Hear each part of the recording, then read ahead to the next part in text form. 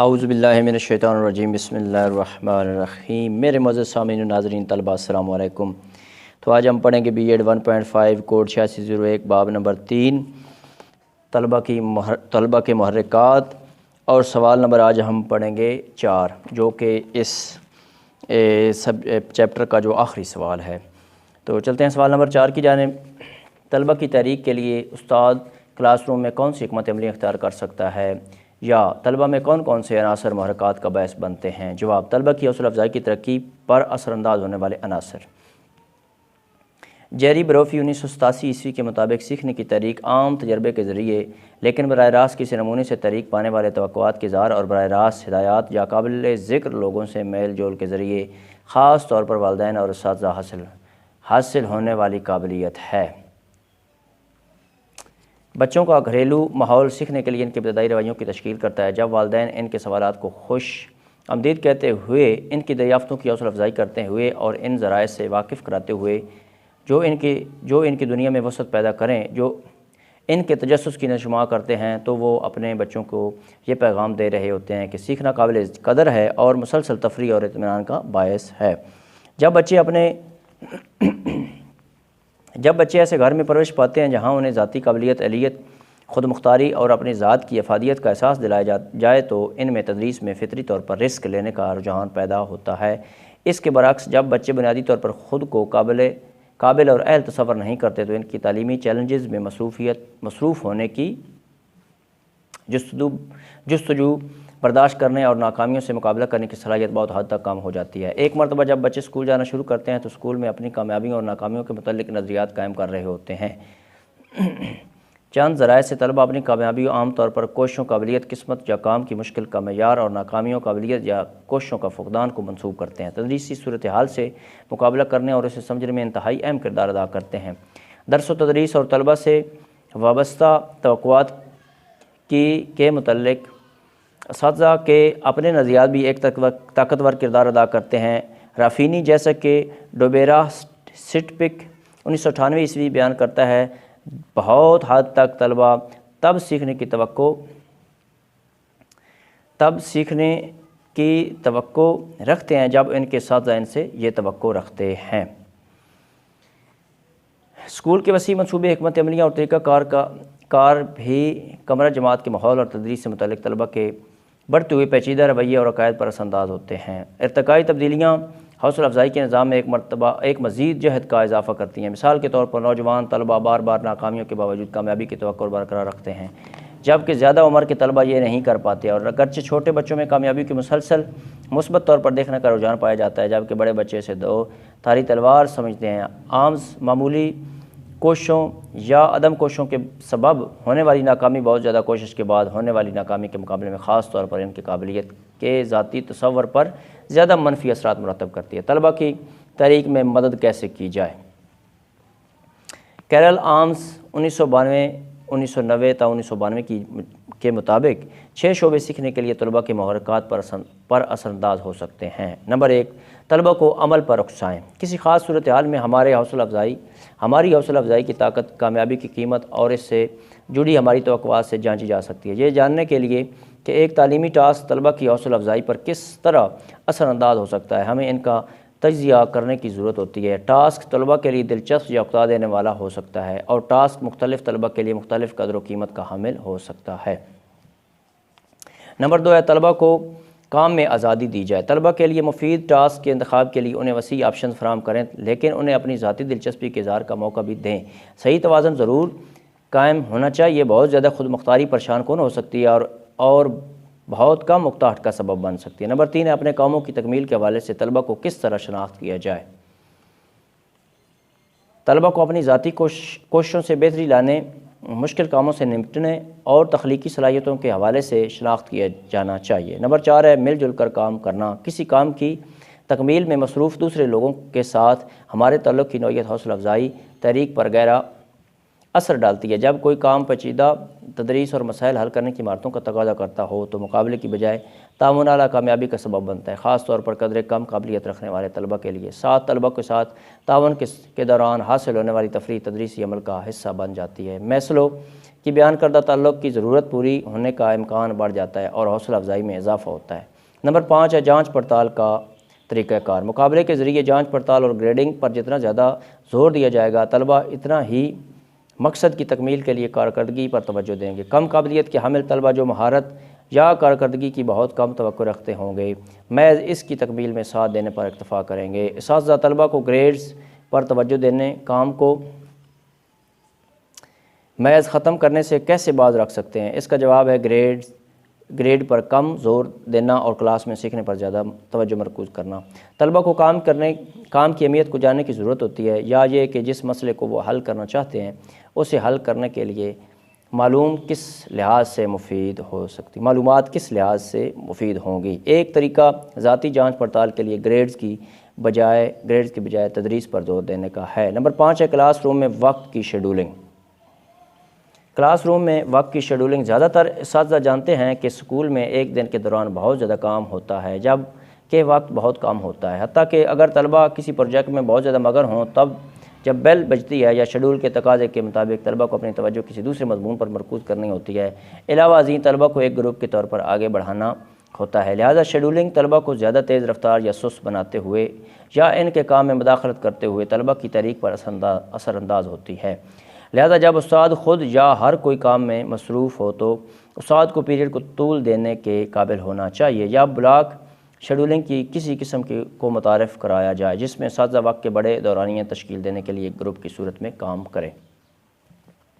Number 6 ہے جدوجہد کرنے والے طلبہ کے ساتھ حکمت عملی۔ جب طلبہ ناقص تعلیمی کارکردگی، ذاتی کارکردگی کی کم معیار یا حوصلہ افزائی کے ساتھ جدوجہد کر رہے ہوں تو ان کی مدد کے لیے ایک حکمت عملی انہیں یہ تربیت دینا ہے کہ کیسے سیکھنا ہے۔ مثلا اسائنمنٹ مکمل کرنے کے لیے مخصوص حکمت عملیوں کا خاکہ بنانا، نوٹس بنانا اور امتحان کے لیے نظر ثانی کرنا۔ تحریک کے لیے تدریسی حکمت عملیوں کی مثالیں۔ مخصوص تدریسی حکمت عملیاں درج ذیل ہیں۔ نمبر 1 پری ایکشن فیز، کام کے لیے تیار ہونا۔ ایک معقول رسک لیں، ان مقاصد کے لیے کام جو مشکل مگر قابل حصول ہو، قابل انتظام اور چھوٹے وقفے میں کام کریں۔ اپنے عمل کی ذمہ داری لیں، اپنی کوشش اور صلاحیت پر اعتبار کریں، ایک منصوبہ ترتیب دیں اور اس کے مطابق کام کریں۔ نمبر 2 ایکشن فیز، ماحول تلاش کریں، سوال پوچھیں، ذہن میں اس کا تصور قائم کریں۔ نمبر 3 ری ایکشن فیز، ایک ٹاسک کے بعد اگلے کے لیے تیار ہونا اور سابقہ ٹاسک کے فیڈ بیک کا استعمال کریں۔ خود کو ہدایات دیتے ہوئے اپنے طرز عمل کی نگرانی کریں۔ کلاس روم میں تحریک کی تکنیکس۔ تحریک 2 طرح کی ہوتی ہے، اندرونی اور بیرونی۔ کلاس روم میں بچے کے لیے دونوں طرح کی تحریک ناگزیر ہے۔ بیرونی تحریک کا تعلق بیرونی ماحول سے ہوتا ہے، جبکہ اندرونی تحریک کا تعلق فرد کی دلچسپی، رجحانات، بالیدگی وغیرہ سے ہوتا ہے۔ بیرونی تحریک کو مصنوعی تحریک سے بھی تعبیر کیا جاتا ہے، جبکہ اندرونی تحریک کو فطری تحریک کا نام دیا گیا ہے۔ ذیل میں تحریک کے استعمال کی مختلف تکنیکیں بیان کی جا رہی ہیں جن کو کلاس روم میں بروئے کار لایا جا سکتا ہے۔ نمبر 1 ہے جزا و سزا۔ جزا اور سزا کا عمل طلبہ میں تحریک پیدا کرنے کا بنیادی ذریعہ ہے۔ یہ دونوں عمل طلبہ کو توانائی بخشتے ہیں اور یہی توانائی حقیقت میں تحریک ہوتی ہے۔ جزا اور انعامات معدودی شکل میں بھی دیے جا سکتے ہیں اور الفاظ میں بھی۔ الفاظ میں بیان کیا گیا انعام تعریف ہو سکتی ہے۔ یہ تکنیک چھوٹے بچوں میں بہت زیادہ کارآمد ہوتی ہے۔ بچے گھر کا کام کرنے پر گڈ اور ویری گڈ کے الفاظ سن کر بہت خوش ہوتے ہیں اور اگلی مرتبہ زیادہ خوش اسلوبی کے ساتھ گھر کا کام سر انجام دینے کی کوشش کرتے ہیں۔ البتہ بعض اوقات تعریف کی زیادتی سے الٹ اثرات بھی ظاہر ہوتے ہیں۔ بعض اوقات کلاس میں جب کسی بچے کی تعریف ہوتی ہے تو کچھ طلبہ حسد محسوس کرنے لگتے ہیں اور استاد کے بارے میں غلط تصور قائم کر لیتے ہیں۔ اس لیے استاد کو جزا اور سزا کی تکنیک کو استعمال کرتے ہوئے تمام امور اور نتائج کا خصوصی خیال رکھنا چاہیے، تبھی اس کے مثبت نتائج برآمد ہو سکتے ہیں۔ نمبر 2 اہداف کا تعین۔ اہداف کے تعین سے بھی طلبہ کو تحریک ملتی ہے، لیکن ضروری ہے کہ وہ اہداف بہت واضح اور آسان فہم ہوں، کیونکہ مبہم اہداف طلبہ میں تحریک پیدا نہیں کر سکتے۔ بالکل اسی طرح اگر استاد خود اپنے تدریسی اہداف سے ناواقف ہے تو وہ بھی تدریسی امور احسن انداز میں انجام نہیں دے سکتا اور تحریک سے بھی محروم رہے گا۔ نمبر 3 ہے تدریسی طریقہ کار۔ کلاس روم میں تحریک کے لیے ضروری ہے کہ استاد اپنے تدریسی طریقہ کار پر خصوصی توجہ دے۔ استاد طلبہ میں پائے جانے والے انفرادی اختلافات کو ذہن میں رکھتے ہوئے طریقہ تدریس کا انتخاب کر سکتا ہے۔ طریقہ تدریس سے طلبہ کو زیادہ سے زیادہ متحرک کیا جا سکتا ہے۔ تدریسی طریقہ کار کے جدید تصورات کو دیکھا جائے تو جدید طریقہ تدریس ہی تحریک کے لیے موزوں قرار دیے جا سکتے ہیں۔ نمبر 4 ہے تعریف و تنبیہ۔ کلاس روم میں استاد کی تعریف و تنبیہ کے الفاظ طلبہ کے اذہان پر گہرا اثر ڈالتے ہیں۔ تعریف و تنبیہ جزا و سزا کی ہی ایک قسم ہے، اس لیے اس کے استعمال میں بھی احتیاط کا دامن نہیں چھوڑنا چاہیے۔ طلبہ ہمیشہ استاد کی طرف سے تعریف سننے کے لیے بے چین ہوتے ہیں، اور بعض اوقات بچے استاد کی تنبیہ کے خوف سے سبق ازبر کر لیتے ہیں۔ تعریف و تنبیہ ذہین اور کمزور طلبہ دونوں کے لیے مفید ہوتی ہے۔ نمبر 5 ہے انوکھا اور نرالا پن۔ انوکھا، نرالا پن اور تبدیلی بھی تحریک کا سبب بنتی ہے۔ کلاس روم میں استاد کی طرف سے عجیب اظہار یا انوکھی اشیاء متعارف کرانے سے بچوں کی سبق میں دلچسپی بڑھائی جا سکتی ہے۔ یہ تکنیک چھوٹے بچوں کی کلاس میں زیادہ کارآمد رہتی ہے۔ استاد اپنے طریقہ تدریس میں تبدیل کر کے بھی کلاس روم میں تحریک کا باعث بن سکتا ہے، کیونکہ طلبہ ہر وقت کچھ نئے کے متلاشی ہوتے ہیں۔ نمبر 6 کامیابی و ناکامی۔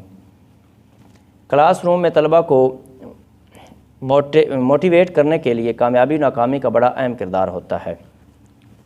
طلبہ ہر اس ٹاسک میں زیادہ رغبت کے ساتھ حصہ لیتے ہیں جس میں انہیں کامیابی کی توقع ہوتی ہے۔ بعض اوقات ناکامی بھی طلبہ کو توانائی بخشتی ہے اور ناکام طالب علم کامیابی کے لیے زیادہ محنت سے کام کرنے لگتا ہے۔ نمبر 7 ہے مقابلہ۔ تحریک کے لیے مقابلہ کی تکنیک بھی کافی مؤثر ثابت ہوتی ہے۔ اس تکنیک کو استاد بآسانی استعمال کر سکتا ہے۔ مقابلے کا احساس طلبہ کو زیادہ موٹیویٹ کر دیتا ہے کہ وہ مشکل سے مشکل ٹاسک میں بھی اپنے جوہر دکھانے کی صحیح کرنے لگتے ہیں۔ مقابلہ حقیقت میں اہداف تک پہنچنے کی دوڑ ہوتی ہے۔ مقابلہ کی فضا کا بعض اوقات الٹا اثر بھی پڑتا ہے، جس سے کچھ بچے اہداف تک پہنچنے کے لیے ناجائز ذرائع کی طرف راغب ہونے لگتے ہیں۔ اس لیے مقابلہ کراتے ہوئے استاد کو ان باتوں کا ضرور خیال رکھنا چاہیے۔ نمبر 8 ہے دلچسپیاں۔ طلبہ کے رویوں کو تحریک دینے کے لیے طلبہ کی دلچسپی کا موجود ہونا ضروری ہے۔ طلبہ کی کسی کام میں کوئی دلچسپی ہی نہ ہو تو اسے کسی صورت موٹیویٹ نہیں کیا جا سکتا۔ ایسے ٹاسک جن میں طلبہ کو دلچسپی ہوتی ہے اس کے لیے ان میں زیادہ تحریک پائی جاتی ہے۔ اس لیے استاد کو چاہیے کہ طلبہ کے لیے مختلف قسم کے ٹاسک مرتب کرتے ہوئے بچوں کی دلچسپیوں کو ضرور ذہن میں رکھے اور ان کے مطابق سرگرمیاں تجویز کرے۔ نمبر 9 ہے غم اور خوشی کے اصول کا استعمال۔ انسانی کردار سے متعلق قدیم نظریات میں سے ایک یہ بھی ہے کہ خوشگوار تجربات جو تسکین کا باعث ہوں پسند کیے جاتے ہیں، اور افراد ایسے تجربات تلاش کرتے ہیں۔ اس کے برعکس ایسے تجربات جن کی وجہ سے فرد دکھ و درد اور غم سے دوچار ناپسند کیے جاتے ہیں اور لوگ ان سے بچنے کی کوشش کرتے ہیں۔ اس نظریہ کا کمرہ جماعت کے کام کے ساتھ گہرا تعلق ہے۔ استاد کو ایسے مشاغل اور سرگرمیوں کا اہتمام کرنا چاہیے جو خوشگوار اور دلچسپ ہوں اور جن سے طلبہ کو مسرت حاصل ہو۔ ایسے تجربات طلبہ کو مزید علم حاصل کرنے کی طرف راغب کریں گے۔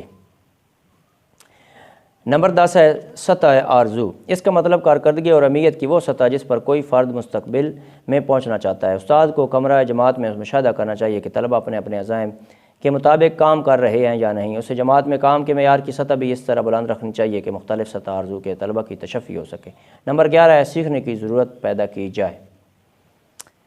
جیسا کہ پہلے آپ نے پڑھا ہوگا کہ ہم ہر کام ضرورت اور مجبوری کی بنا پر سر انجام دیتے ہیں، اس لیے استاد کا فرض ہے کہ کمرہ جماعت میں ایسا نفسیاتی اور معاشرتی ماحول پیدا کرے کہ طلبہ سیکھنے اور معلومات کو حاصل کرنے پر مجبور ہو جائیں۔ استاد اور محرکات۔ بے شک تعلیم کے لیے محرکات بنیادی اہمیت کے حامل ہوتے ہیں اور کسی محرک کے بغیر مؤثر تعلم ممکن نہیں، لیکن کمرہ جماعت میں ان کا انتخاب اور پھر ان کا موضوع استعمال استاد کی قابلیت پر منحصر ہے۔ محرکات کے مؤثر استعمال کے کچھ اصول ہیں جن کا جاننا ہر اچھے استاد کے لیے ضروری ہے۔ یہ اصول ذیل میں پیش کیے جا رہے ہیں۔ نمبر 1 محرکات میں بچوں کی بالغی کی خصوصیات پیش نظر رکھنی چاہیے۔ نمبر 2 بچوں کو ہمیشہ بامقصد کام سپرد کرنا چاہیے، یعنی ایسا کام جس کا تعلق ان کے تجربوں سے ہو مگر بچوں کی ذہنی استعداد سے بلند مواد دیا جائے گا تو وہ مناسب دلچسپی اور تحریک پیدا نہیں کر پائے گا۔ نمبر 3 ہے مختلف مقاصد اسی وقت بطور محرک کام کر سکتے ہیں جب ان میں طلبہ کی ذہنی قابلیت اور صلاحیت کو مد نظر رکھا جائے۔ نمبر 4 استاد بچوں میں دلچسپی اور ترغیب پیدا کرنے کے مختلف وسائل کا استعمال کرے۔ نمبر 5 استاد کو چاہیے کہ وہ بچوں سے ایسے سوالات کرے جو ان کی صلاحیتوں کے مطابق ہوں اور جن سے جذبہ تجسس بیدار ہو۔ نمبر 6 طلبہ کے بہتر جواب پر ان کی حوصلہ افزائی کی جائے، کیونکہ انعام اور تجسس طلبہ کے لیے عمدہ ترغیبات ہیں۔ طلبہ کے کارناموں کو ضرور سراہنا چاہیے۔ نمبر 7 ہے سزا کو بطور محرک کم استعمال کرنا چاہیے۔ نمبر 8 استاد کی اپنی قابلیت پڑھانے کا انداز اور مؤثر تدریسی طریقوں کے استعمال سے تدریس کے عمل کو مؤثر بنایا جا سکتا ہے۔ استاد طلبہ میں ہر دل عزیز ہوگا تو یقیناً طلبہ کو کام کرنے پر آمادہ کر سکے گا۔ نمبر 9 ہے تدریس میں جلدی نہیں کرنی چاہیے اور نہ ہی کسی چیز کو قبول کرنے میں دباؤ ڈالنا چاہیے۔ نمبر 10 ہے بچوں سے کام لینے کے لیے ایک محرک کی بجائے مختلف محرکات کو استعمال کرنا چاہیے، کیونکہ ضروری نہیں کہ ایک محرک ہی سب طلبہ کے لیے مؤثر ہو۔ نمبر 11 ہے استاد کو چاہیے کہ وہ اپنے مثبت جذباتی رد عمل کا اظہار کرے، منفی جذباتی رد عمل سے آموزش متاثر ہوتی ہے۔ تو میرے معزز سامعین و ناظرین طلبہ، اگر آپ کو میری یہ کاوش پسند آئی ہے تو میرے اس چینل اردو ادب اور ادب کو ضرور سبسکرائب کر لیں تاکہ آنے والی مزید سوالات پر مشتمل ویڈیوز آپ کو آسانی سے مل سکیں۔ اللہم صلی علی محمد و آل محمد، والسلام۔